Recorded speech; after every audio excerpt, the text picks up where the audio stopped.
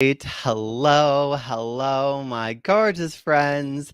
It is actually supposed to be my CEO day today, but I had a conversation with a friend and it really got me thinking about some important things. And so I wanted to share this with you today while it's still fresh.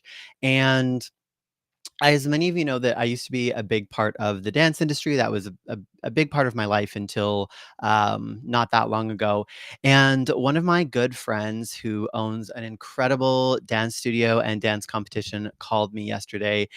And she called me to tell me about this experience that she had with someone that she hired. And this person had basically, gone through all of the steps of being recommended and referred, and they had sort of, agreed on the contract and whatever, and had come out to this dance competition. And basically, once they had gotten there, had just become really negative. She felt that my friend felt that this person didn't want to be there. She didn't want to do the job. She kind of said that, my friend was annoying, which is awful because I know her and she's just so incredible, and just basically was really difficult and just really had this kind of diva energy and didn't want to be there.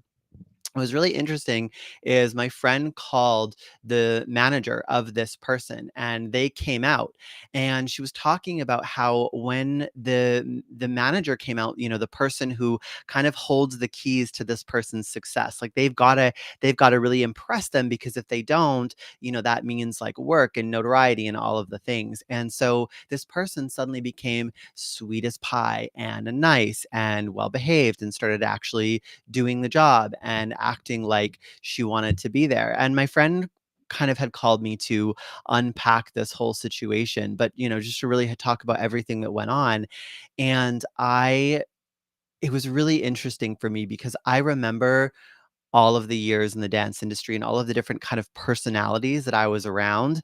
And to look back now with the lens through which I see people, it's so illuminating. And what I said to my friend and what I want to say to you is this character trait of being awful, being disrespectful, not caring, and then suddenly being different when you're being watched by when a person of power or like a certain kind of authority figure is around. This is the revealing of horrendous character, like absolutely horrendous character. A person of integrity is consistent in how they show up. And we all have moments where we're not our best self. We all have things that come up. We should be striving to be better and better about that. But so I'm not talking about normal things. I'm talking about when there's like a Jekyll and Hyde and you're getting a completely different person and a completely different version of someone. People of integrity are consistent in who they are and how they show up. It doesn't matter who's watching or who's there. It's the same person all the time.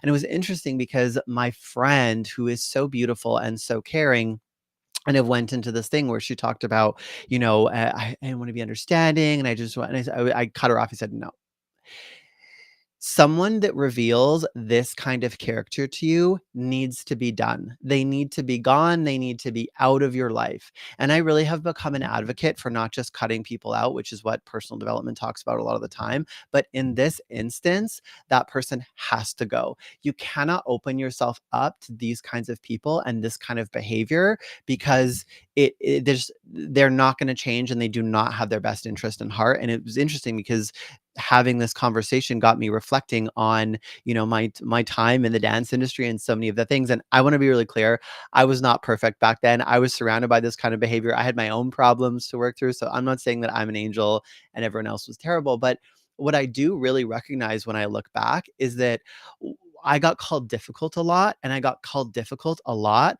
when I was actually standing up for myself.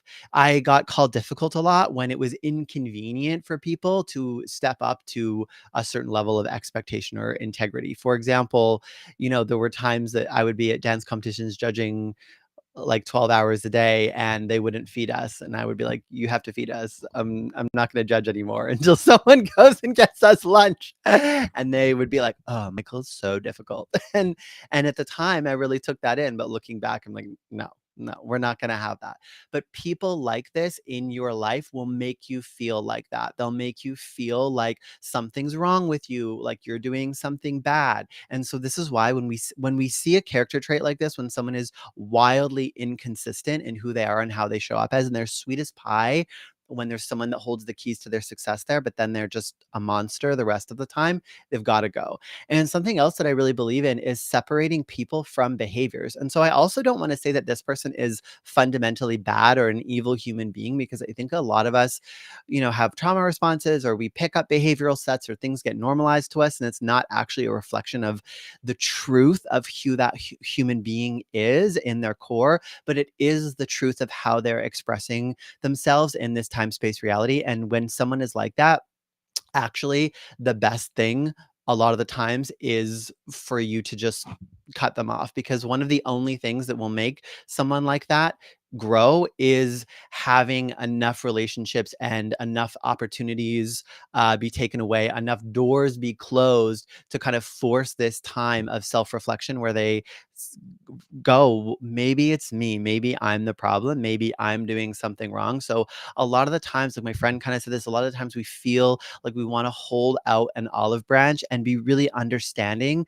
of someone that, maybe doesn't show up the best for us or in their life. But a lot of the times, they actually need the withdrawal. They need to have this kind of come to Jesus moment where it feels like a lot of things get taken away in order to have that level of self-reflection. And I think, with maturity, we can all hold space for people to come up in to their higher and greater selves, while not making ourselves energetically available for that kind of behavior. Because ultimately, every energy that we interact with and we allow to persist in our lives, we entangle with. So the more that we entangle with bad behavior, the more that we allow that in our lives, the more that we let that frequency become entangled with our own. I was speaking to one of my other friends the other day who has kind of moved into this new chapter in her life and business. She's got a new partner. They've kind of got this new direction, this new momentum. And we were talking about how, some of the things, the drama, let's call it, that was going on with her ex. And I was just saying, that's fine, but you just got to move into this new chapter, because every moment that you spend thinking about that or focused on that and placing your attention there, you're calibrating to that frequency. And that's not the frequency of where you're going. The frequency of where you're going is excellence and just success and beauty and wonderful people. So we've got to be really intentional about not only placing our energy in those places, but not getting entangled with lower frequencies that are just going to bring all of this messiness into our life. And a lot of us really have this thing of like, oh, we've got to show compassion for people, but sometimes the most compassionate thing that you can do is just not allow anything below a certain standard in your life. People will be given the opportunity to rise, and that's part of their journey. It's not your responsibility to help someone else rise. And I say this as someone who's a healer and who's done a lot of work with people and who's had to come to the very real realization that you cannot help someone until they're ready to help themselves. And actually, a lot of the times when we try to help people who aren't ready to help themselves, we actually just enable them to not grow. So that is what I have to say about that. If you are here watching with me, let me know. If you're watching the replay, drop replay down below. Share this with a friend if you find it valuable. The other thing that I want to talk to you about today is I saw this video from Alex Hormozy the other day that got me a little fired up. It's been a few days, but I still want to talk about it. And he basically was saying, you've got to ignore all of this. You are enough, feel good about yourself stuff. And he's like, the thing that will make you feel good is, putting your head down and like being a boss and saying you're going to do just basically getting the result and making yourself successful. Now, I've contemplated this and I agree and disagree with him. And I want to tell you why, because I think that as someone that deals with human behavior and helping people move through all of the inner work, this conversation is a lot more nuanced. And so, what I deeply disagree with is this idea of you've just got to make yourself do it, because the real truth is that like disconnect from your feelings, disciplinarian really sacrifice focused mindset, it only works for some people. The truth is that it doesn't work for most people. Most people can't just criticize themselves to success. Criticism withers us. Criticism eats away at the foundation that we stand on. It's like it withers our self-esteem. And so people that are just like, ah, you just got to do it. You just got to ignore the pain. Like there's a very certain kind of person that I honestly believe has a kind of already disassociated relationship with their emotions, but that's just my opinion, that will respond to that kind of motivation. Most people need praise. Most people need to accept themselves. And the lie in this and what he's saying is that if we accept ourselves, if we say that we're good enough, if we feel good about ourselves, that we won't move forward. And that could not be further from the truth. Most people have to come to this acceptance of who they truly are, and then from that space, we can grow, we can expand. It's like I have to acknowledge that I'm a rose before I can let myself bloom as a rose, right? The whole time that I'm trying to be another flower or just not acknowledging who and what I am, I'm not actually able to step into the fullness of the expression of me. Now, where I do agree with him, I have to say, is that there is such a fine line between loving yourself and accepting who you are and building up your self-esteem through praise and weaving in justification. Okay. So, what we want to do is we want to get good at seeing ourselves, at loving ourselves, at accepting ourselves, at acknowledging who we are and where we are in life without justifying. And this is so tricky because once you start spinning justification stories into your life, what you're doing is you're saying, I feel good about myself and it's okay that I'm here.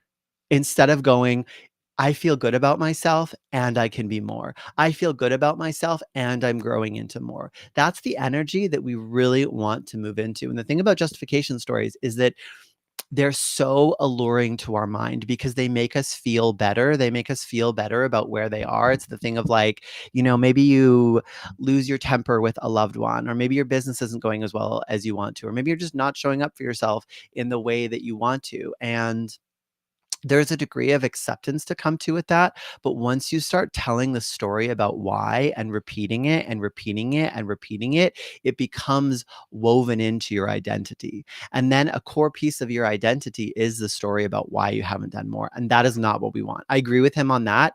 We do not want to weave justification stories into the story of who we are because nothing will sabotage your success like that. So we want to get good at surrender, at acceptance, at the allowing of who we are and what is without telling these justification stories that make it okay that we're not doing more, that make it okay that we're not expanding into a greater version of ourselves. So I hope this is valuable for you. These are my Michael's Monday morning thoughts. This is the thing. I'm like, I just have a burning desire to put this on the internet because let me tell you what I think. So I would love to know if this sparked something for you, if this brought something up. I think that I think sometimes we can get so into conceptual things that we forget about these like really practical everyday things that are happening in our lives, but those are really important as well. And honestly, the way that we deal with those is actually a greater measure of who we are and how we're growing. So I would love to know if this is something that relates to something that's been present in your life and your experience. And thank you for joining me today. I'm sending you so much